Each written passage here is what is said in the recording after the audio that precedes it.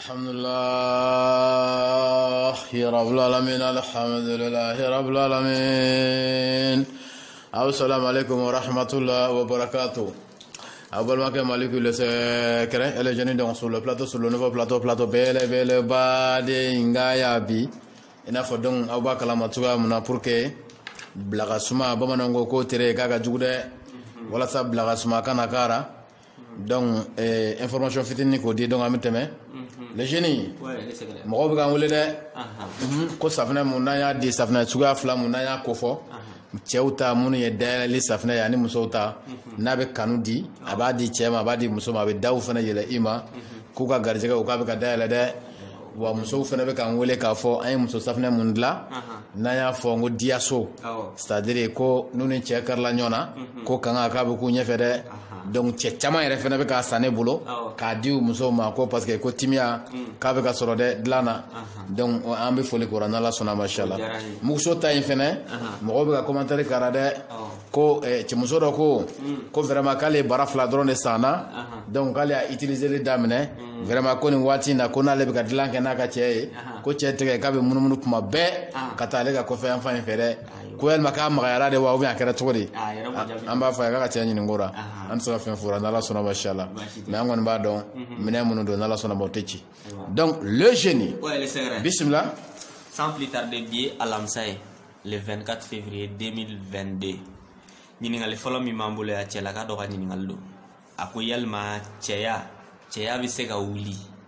ka soro muso ko era wuli le negete ko parce que mo do la ni be wuli so bana fe ba soro ceya wuli le do yalma le fa ka do ceya bu wuli ere ka soro muso nege wuli ka soro nege ere te wa ale fa go de don ça bashi tara la gambe so ma ko ne cela ka mun ba fe ka don ko yalma ceya abi se ka wuli wa ka soro negete cera si o be se ka ke ceya be se ka wuli ka soro muso nege o te cera ina fo muso nege be se ka ke cera ka soro ceya amba wuli o fana be se ka ke awo donc a fla be se ka nyogon soro fene ceya korona na ka soro a wulle fene do donc o détail munye o bi di donc ka kuma la surunya nege ani ceya ka wulili kuma do ba soro o te nyogon soro mais kuma do o bi ta nyogon soro o koro e di ni suguna ye imine o be se ka ceya la wuli itato suguna ke ka soro muso nege te donc ira donc souvent ni wula bo sonokora iba soro ceya wulila donc ka soro muso nege rete e akli konnana fasa be bala donc ka réagi donc ka soro muso nege te i akli la quoi ya famia donc ceya nege fena bina cera ka soro ceya ma wuli ni sansi munye amsa ko fene fo donc ko ray ka fo kuma do be kara iba soro ce nege be era muso nana ni ce ini muso karlembe donc nyona dlawna muso nana kana warada keniye donc abeka warada ke neke be eduskun konona abi kungolo la neke dambe be inni yerada mais ice ya bane do kawuli donc cela veut dire que nege bira mais ce ya bane do kawuli walma muso flani ye fembe dale la ye donc neke flani erera mais ce ya amgale do de mais ce yerera era ba donc fo ko neke be ennina mais ice ya bane do donc kawuli o tamasien do ara tamasien do e munu be masturbation que c'est-à-dire que yera la bon ka tro muso te ya fa bora kelen olu iba soro sita wati do be kara nege bina tiki duskun konana halna ce amna ka bisi doni jibnama mais ka tro ce ya wulente donc koro de ka foko nike o be se ka ke ka soro ce ya ma wuli ina fo ce ya be se ka wuli donc ka soro negete no donc c'est ça avec c'est possible donc c'est bien possible donc o flabe be se ka nyogon soro walma ce be se ka soro muso ko nana koro yidi kuma do ba soro nege be ke i akili konana ceya fana be wuli o nɔfɛ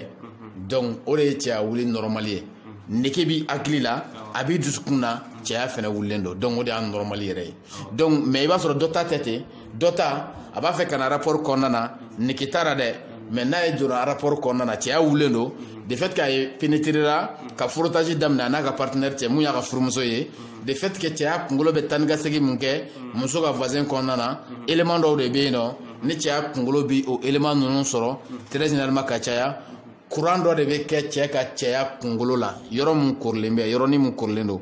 courant dɔ de bɛ yen nɔ donc o courant in o be ka tani ka se mun kɛ muso ka vazin kɔnɔna na i b'a ye k'a fɔ o courant in bɛ to ka masi kɛ donc nege bɛ commencer ka na cɛ la donc a bɛ diya sɔrɔ muso ko ra rapport la quoi k'a sɔrɔ a don tora rapport kɔnɔ a donna k'a sɔrɔ diya nege kun t'a kan quoi nege kun t'a la mais de fait k'a donna o tani ka segin mun bɛ ka kɛ o courant in o tora ka masi kɛ donc nege nana k'a to rapport kɔnɔna na o de kama i bɛ taa cɛ sɔrɔ yen a bɛ ka rapport kɛ n'a ka muso ye a bɛ tapis gosi n'a ye tapis gosi a bɛ dimi sɔrɔ muso bɛ ka douleur présenter k'a fɔ douleur bɛ n kan dɛ mais o bɛɛ la a bɛ k'i base tapis in kan a bɛ k'a gosi a tɛ ka bɔ a kan fiyewu donc o courant in n'i ye tapis gosi o courant in de bɛ masi kɛ donc a bɛ masi min kɛ ça donne des goût spécial cɛ ni ma donc a bɛ goût spécial dɔ de di donc cɛ ni ma o la hali ni cɛ ɲɛ b'a la k'a fɔ ale ka partenaire degunnen don tapis gosi in kama a tɛ tapis in to yen fiyewu a bɛ tugu ka taa gosi pour que sentiment mun bɛ sɔrɔ ale ni na a b'o de sɔrɔ tapis gosira tapis gosili la quoi donc o sentiment in o bɛ bɔ yɔrɔ jumɛn na o bɛ bɔ cɛya kunkolo de la courant spécial dɔ de bɛ cɛya kunkolo la donc cɛ ka cɛya bɛ se ka wuli k'a sɔrɔ o courant in tɛ ka marcher mais n'i ye rapport daminɛ de fait que frottage bɛ ka kɛ ni cɛya kunkolo ye o bɛ se ka bila donc en marche o la nege bɛna i ma i bɛ se ka sentiment sɔrɔ donc rapport yɛrɛ fɛnɛ kɔnɔna na i y'a faamuya donc an b'u détailler ka bɔ ɲɔgɔn na fɛnɛ mun de b'a to cɛya bɛ wuli k'a sɔrɔ nege tira walima mun de b'a to nege bɛ kira k'a sɔrɔ cɛya tɛ wuli donc olu bɛ ɲɔgɔn sɔrɔ cogoya mun na a taamasiyɛn ye mun ye an y'o de fɔ cɛya composelen bɛ cogoya mun na hakili ani dusukun ani cɛya yɛrɛ donc correspondance de bɛ u ni ɲɔgɔn cɛ tuma dɔw la ni i wulila dusukun bɛ sin ka joli ta ten n'a ye joliba ta dɔrɔn a b'a fiyɛ ka taa cɛya kɔnɔna na n'o kɛra cɛya bɛ wuli k'a sɔrɔ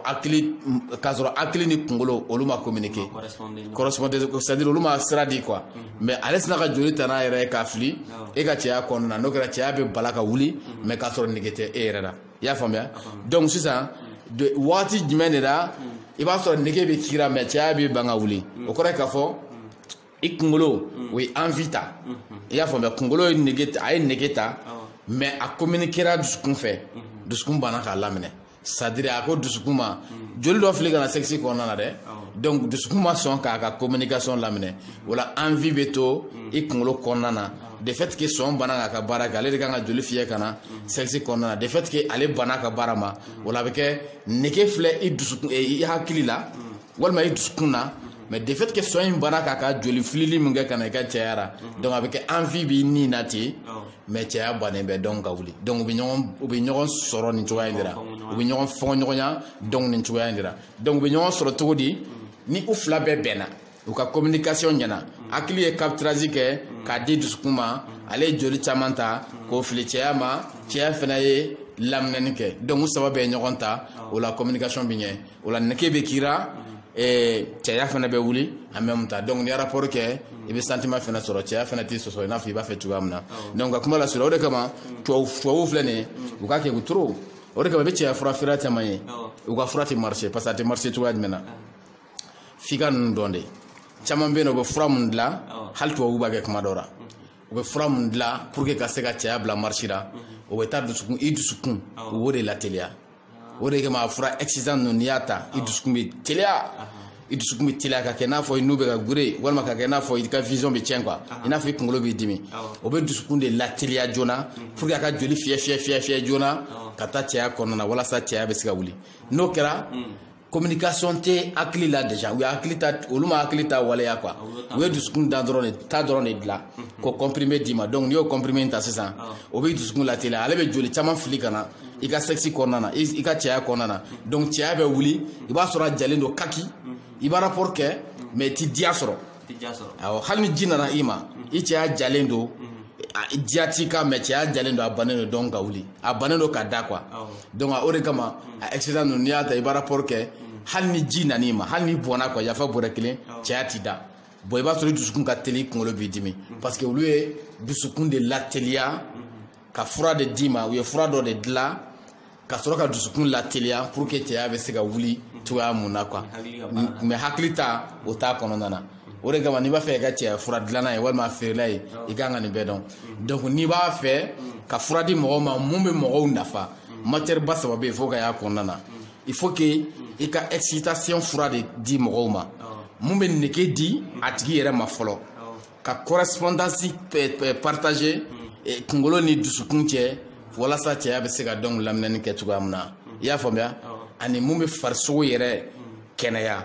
wala mun bɛ farisogo yɛrɛ kɛnɛya ani infection de ɲagaminen bɛ an fariw kɔnɔnaw na mun b'olu fana détruire donc i bɛ nin bɛɛ de kɛ fura la a bɛ composé de k'a fɔ a y'a fɔ ko nin fura in faga fara ni taara tobi k'a min a ka fisa cɛ ma dɛ fɔrɔ a tɛ fɔrɔ ɲɛ cɛ ye foyi a t'a ɲɛ ye a bɛ composé de fo ninnu bɛɛ ka sɔrɔ a kɔnɔna na correspondance mun bɛ sɔrɔ hakili ni kunkolo ni cɛya ni dusukun cɛ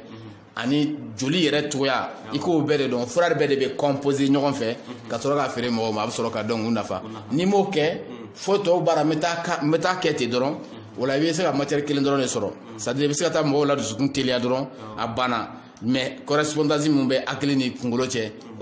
i m'o recherche kɛ i t'o fura dɔn o la i ka furaw tɛ fɛ ci n'i y'a di mɔgɔw ma digo kelen don maa wɛrɛ tɛ se ka na minɛ i bolo bilen donc o différence hali tubabuw b'a kɛ tubabu fura dɔw bɛ n'i y'a ta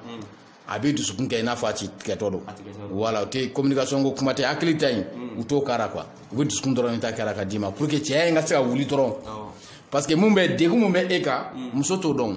muso bɛ mun fɛ dɔrɔn cɛya in ka ja dɔrɔn hali ne bɛ sa de bon cɛ fana b'o choisir ka t'o furakisɛ in kunu walima k'o fura in ta donc cɛya wulilenba don mais nege t'ale yɛrɛ kan diya t'a kan parce que munna communication de tigɛlen bɛ a hakili ni dusukun cɛ donc n'i bɛ fura di mɔgɔ ma olu bɛɛ de kan ka k'a kɔnɔna na pour que a tigi bɛ se ka kɛnɛya sinon n'i ye dɔ di ka dɔ to walima i ka matière composée na ni ninnu ta n'u ma dafa a kɔnɔna na a bɛ kɛ fu ye quoi n'ala ka jɛ inchallah donc les jeunes hakili la i parler no bi kɔɲɔfiniw bɛ sɔn ka yira bi dɛ donc o kɔrɔ k'a fɔ parisien ka kɔɲɔ na bi ah là c'est bien o ka ɲi donc ka kuma la surunya émission tɛna janya bilen an tɛ bila voilà donc i ka kuma laban fɔ an k'i bila donc le sɛgɛrɛ ɲininkali jaabi ɲɛna an kun bɛ fɛ ka ɲininkali filanan tɛmɛ a la nka wagati cogoya kama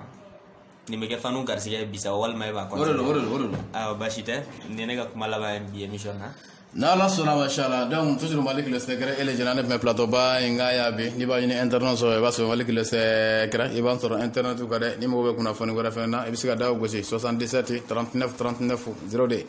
ni daw gosi dana yɛlɛ i ye dɛ ni dama yɛlɛ kɔrɔ de k'a fɔ jama ka ca dɔn ni k'i patienter dɔɔni kɔfɛ ko daw ko na yɛlɛ i ye dɛ